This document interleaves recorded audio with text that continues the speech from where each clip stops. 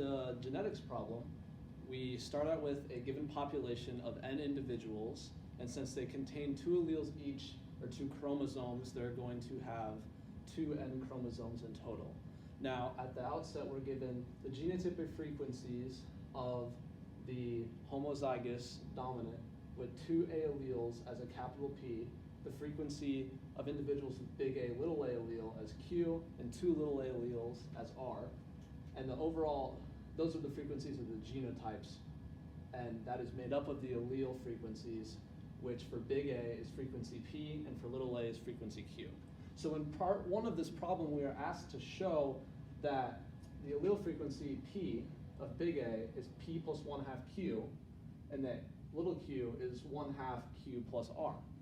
And we do this because there are 2 N chromosomes for each individual, and since P is for the capital A allele, we have 2 N, which means that there are 2 big A alleles for each person with the P genotype, and 1 allele of capital A for each person with the Q genotype. We divide that by the total population's alleles to prove this first statement up here, that little p equals big P plus 1/2 Q, where P is the frequency of the big allele A. For the small allele A of frequency Q, we do the same thing. We know that there is 1 small A allele for the genotype Q and 2 small A alleles for the genotype R, and we divide that by the total alleles in the population to prove the second part of part 1. All right, so for the second question, it's asking us for the allele frequency of the big A allele. So given this equation, which is relating the allele frequencies to the genotypes, we can plug in the mating frequencies given in the second problem. So for the big A genotype, we got a 0.8 frequency.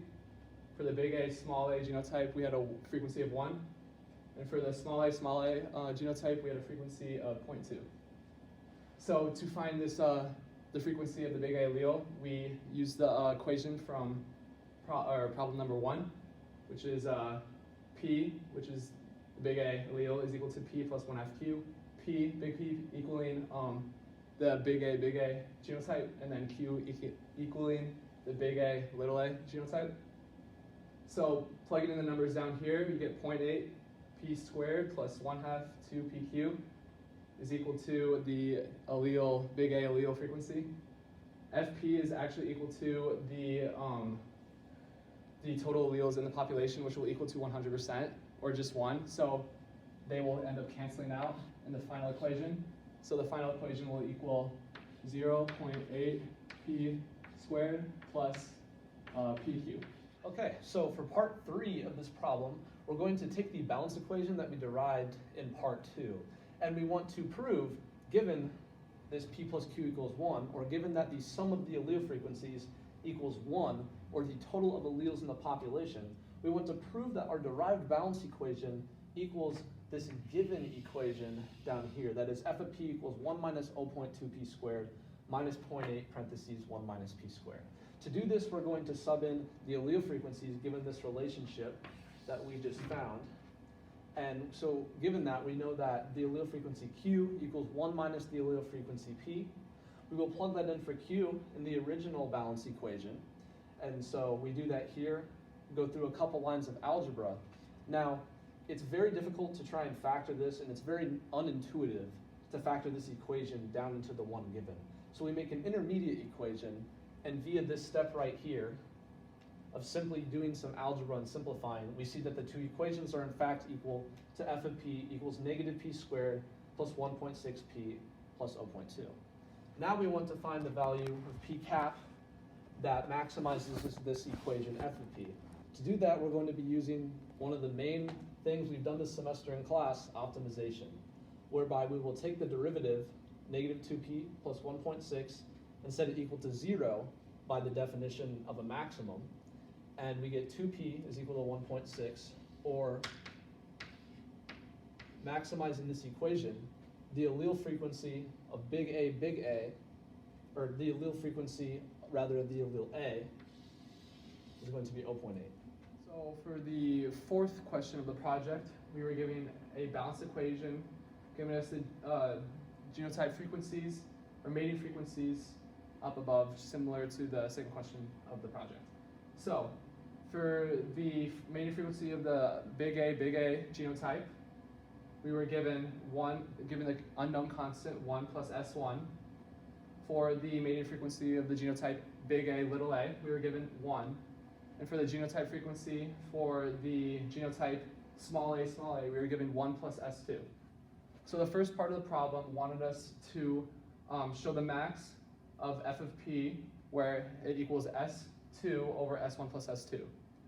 And in order to find that problem, we have to optimize this initial balanced equation that was given in the problem. And the first step into optimization is to derive that equation. So derived all these numbers using the power rule for these two, and then the chain rule for this part, and we got this equation right here. After getting this equation, we set it equal to 0 and did some algebra to find that P is equal to S2 over S1 plus S2 right here, which is what the question was, or which is what the answer was in the problem that it gave us in the problem. The second part of the question was asked us to show that f of p cap is equal to 1 plus S1 times S2 over S1 plus S2, and that this number will always be less than 1. So for the first part of this equation, we again took the balanced equation given at the beginning of the problem right here and distributed to get it into a more approachable form, so then we could plug in p cap into the f of p cap equation right here to get us 1 plus S2 over S1 plus S2, and then these numbers right here.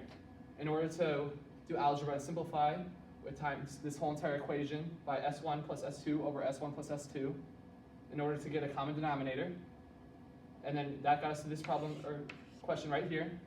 Did some more algebra and simplifying to get the answer 1 plus S1 times S2 over S1 plus S2, which was the given equation previously. Now lastly, to show that this will always be less than 1, knowing the principle that 1 plus S1 plus 1 plus S2 will always equal 1, or 100%, you know that S1 and S2 will always be a number that is in between -1 and 0. Knowing that principle and applying it to the signs added in hypotheticals, you will know that this S1 times S2 over S1 plus S2 will never be greater than 0. And knowing that you're adding 1 to the beginning of the equation, you will know that 1 plus S1 times S2 over S1 plus S2 will never be greater than 1. So for part 5 of this problem, we're given a hypothetical population of eggs and the allele frequencies in these eggs that are going to grow up to the adult population.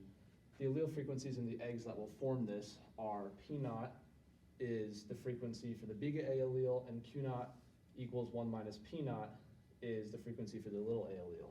And the genotype frequencies are given as, using those allelic frequencies, P naught squared, 2P naught, Q naught, and Q naught squared, which respectively equal the big A, the heterozygote, and the little a alleles respectively. So if we use this, then we know that AA equals the mating constant, or that coefficient in front, times P naught squared for the AA over the frequency of P naught. And then similarly for big A, little a, we have 2P naught, Q naught, and for little a, we sub in that second coefficient there. So we're going to take these, and we are asked to show the frequency of the big A allele in the next adult population is equal to this. So if we take this, the frequency of the big A allele is given by that P naught squared plus a constant. So we bring this down as there are two big A alleles.